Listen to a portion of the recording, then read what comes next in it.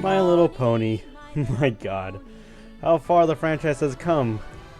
You see, back in the year 2007, when Michael Bay's Transformers movie made a bunch of money at the box office, many people were wondering, what else should we do? And then one guy said, how about My Little Pony? And everyone was like, sure, why not? So then they got the very talented Lauren Faust, who helped out on such shows as Codename Kids Next Door, Powerpuff Girls, and Foster's Home for Imaginary Friends. When people found out about the new incarnation, most people were like, a show for little girls? I'm not gonna watch that. I'm too manly for that. And then a bunch of guys started watching the show for little girls. And thus, a pop culture phenomenon was born. Once the studio that made the show got word about these bronies, they started making more jokes that catered to them, adding in various pop culture references such as Star Wars and Indiana Jones and even The Big Lebowski, while of course keeping the more innocent and fun time nature of the show intact. As the show went on, many people were wondering, hey, if the show becomes popular enough, will they make a movie?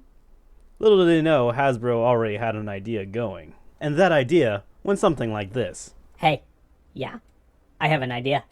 What? Let's make a My Little Pony movie. Cool. And guess what? What? I want to turn them into humans. Cool. And thus, Equestria Girls was born. This isn't the first time Hasbro has changed the direction of the show because they wanted more money. As many people remember, they were also responsible for Twilight Sparkle, the somewhat kooky but ultimately smartest character on the show, becoming a princess by the end of the third season. A decision that was pretty much made so they could sell more toys, but even so, I kind of like the finale. Sorry. But nevertheless, it was a controversial decision, one that was rumored to have caused Lauren Faust to ultimately leave the show, with Equestria Girls being the icing on the cake. However, at the time, many people dismissed Equestria Girls as nothing but a sick rumor. When the Season 3 finale Magical Mystery Cure aired that finally showed off Princess Twilight Sparkle, the reaction was mixed at best, with many people loving it, many people hating it, and some people in between. And then, the news came. A My Little Pony movie was actually being made, but it was Equestria Girls. The reaction was as followed. Well, that's about enough light for me for one day. Let me check the time. Yeah, it's about that time. Many people were mad, furious, enraged, threatening to leave the fandom if this thing ever saw the light of day. As for me, I looked at it with cautious optimism. You see, the reason being that Magical Mystery Cure was something that was studio mandated by Hasbro, which, in all honesty, ruined whatever plans DHX might have had. So everyone had to act fast, creating a finale that would not only please the studio, but try to please the fans in the process. And so while the episode was ultimately rushed, they still made light of a bad situation, creating the best episode that they possibly could given the short time frame. Now I know you're all waiting for my review, but I just want to make one thing clear.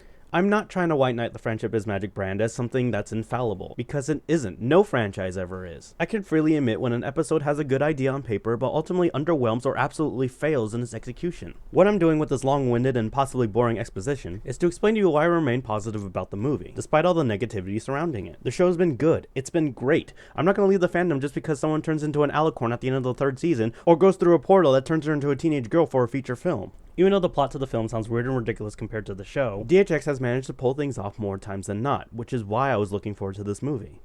Anyway, moving on.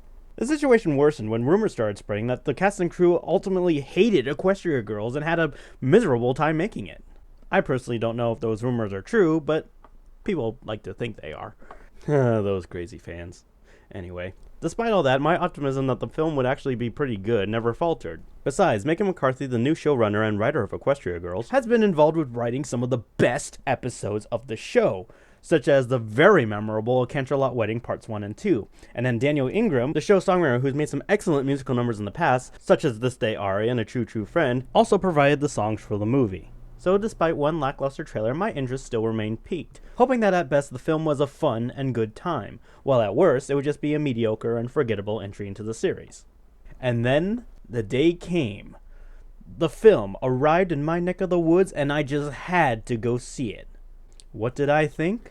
Well, if you ask me what the worst possible thing that could happen at this moment, the worst possible thing I could tell you after all that build-up, it would be that the film sucks.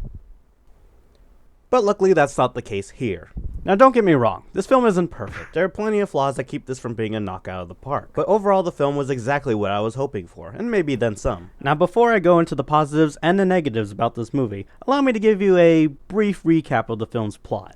Equestria Girls takes place about maybe a day or so after the season finale. Twilight Sparkle, now a princess, is trying to get used to her new wings, which is a little odd because she seemed to be using them pretty well at the end of Magical Mystery Cure. It's a minor nitpick, but I figure I'd mention it. Later that night in Canterlot Castle, Sunset Shimmer, an old student of Princess Celestia's who turned to the dark side, steals the element of magic and escapes into a magical mirror which leads to an alternate dimension. With the other elements rendered useless, and Canterlot open to attack, Twilight must enter the portal and get the crown back. When she goes through and comes out the other side, she realizes that things are a bit different than what it was in Equestria. For one, everyone stands on 2 legs. 2, she now has hands and feet. And 3, she's a human. Not only does she have to find a way to retrieve her crown, but she also has to do it without looking like a weirdo in front of every pony. I mean, everybody. During her stay here, she discovers people in this dimension look very much like her pony friends back in Equestria. Interestingly enough though, they are not friends. So not only does she have to find Sunset Shimmer and find a way to get the crown, but she has to teach her new companions the power of friendship. When you get right down to it, Equestria Girls is like a feature film remake of the very first episode, Friendship is Magic. It goes through the same beats, has a lot of the same jokes, but those are more references than anything. And it has more or less the same ending, with a slightly different twist. While some people may be disappointed that it goes through the same motions as Friendship is Magic, it gets by on pure charm. The human versions of these pony villains are more or less the same as their equine counterparts. Pinkie Pie is still the master of parties, Applejack is still the loyalist of ponies, people. Rarity continues to be a fashionista. Rainbow Dash is still as hot-headed and competitive as ever. And Fluttershy is shy. While these alternate versions are certainly not as well developed, they are certainly just as likable, providing a great deal of the film's humor, as Twilight begins to discover the similarities between these people and their original counterparts. So if you want to see Rarity overreacting to stuff and Fluttershy saying yay, you'll get it here. As for the villain, Sunset Shimmer is certainly not as cool as Queen Chrysalis, nor has an awesome backstory like King Sombra. She's still a decent villain when it comes down to the story they're trying to tell. Would I have liked a more epic villain? Yeah, sure, but I think this does the job well. And of course, if you're wondering what happened to Canterlot, it's now Canterlot High School. At least I think it's called Canterlot High School. And Princess Celestia and Princess Luna?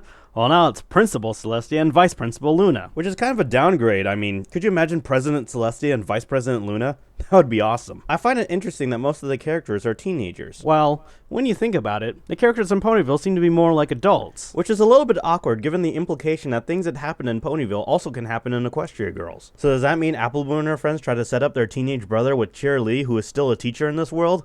Uh-oh. However, this is kind of a minor nitpick, as really DHX is working with what they got. As for the characters you're going to see in the movie, pretty much every fan favorite returns. The only ones I never saw were Doctor Who's and Queen Chrysalis, which are a little disappointing. But hey, they got Trixie, who provides one of the funnier scenes in the movie. As for the character designs, many fans were a little bit worried that they made them too sticky, too anorexic, too, skinny.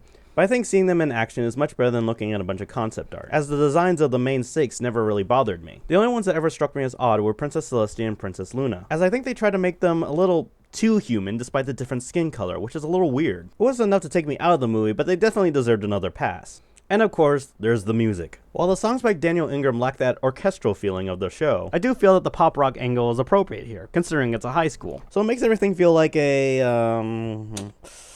yeah, don't take this the wrong way, but it feels like a High School Musical movie, except, catchier and better and not annoying. With all my nitpicks, I think the biggest flaw of the film is the pacing. With a runtime of 72 minutes, the film explodes out of the gate and doesn't stop until the end credits, which doesn't leave much room for development, which I find interesting because I originally thought 72 minutes was perfect, but it turns out it wasn't long enough. I feel like the film could have been easily 90 minutes, maybe more, to give us more time for character development, maybe show Twilight in class, and also to make our final moments in the human world not as rushed as it ultimately was. But I guess they had a lot of time constraints and had to make do. Still, I feel like some things were passed by rather quickly, such as when the alternate universe characters start to become friends again. By the time the film finally introduces the human version of Rainbow Dash, they're all of a sudden friends and decide to get into a big musical number. Now, to be fair, the musical number is friggin' fantastic, but I still think more should have been done before I got to that point. Still, like I said before, the film gets away with most of its flaws based purely on its charm. The jokes are funny, the characters are all very likable, and the animation is just as good as it ever was. Though it's obvious that the film wasn't really made for theaters, but more like a direct-to-DVD movie, which it is. Still, much like the show itself, the animation continues to be consistently good.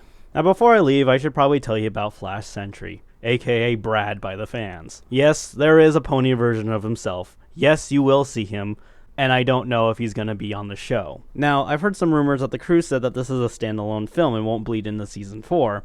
But I kind of want to see where this Brad character goes, or Flash Sentry. I mean, he's not particularly great, but he is at least interesting, and has the potential to be a fun interest for Twilight, but I won't be too down if he's not there. So overall, my final thoughts. While there are a few flaws that keep the film from being the best that the franchise has to offer, it accomplished what it set out to do, which was to create a fun little side story. I personally really enjoyed it, the theater I was in really enjoyed it, but I do hope that one day Hasbro gives the franchise a feature film that it deserves, like maybe a 3-hour IMAX 3D musical?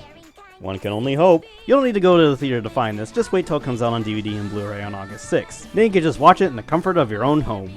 So, out of 10, I give My Little Pony Equestria Girls a solid 7.5. Hope you enjoyed the review. Have a good day. Or night. Or evening. Just go.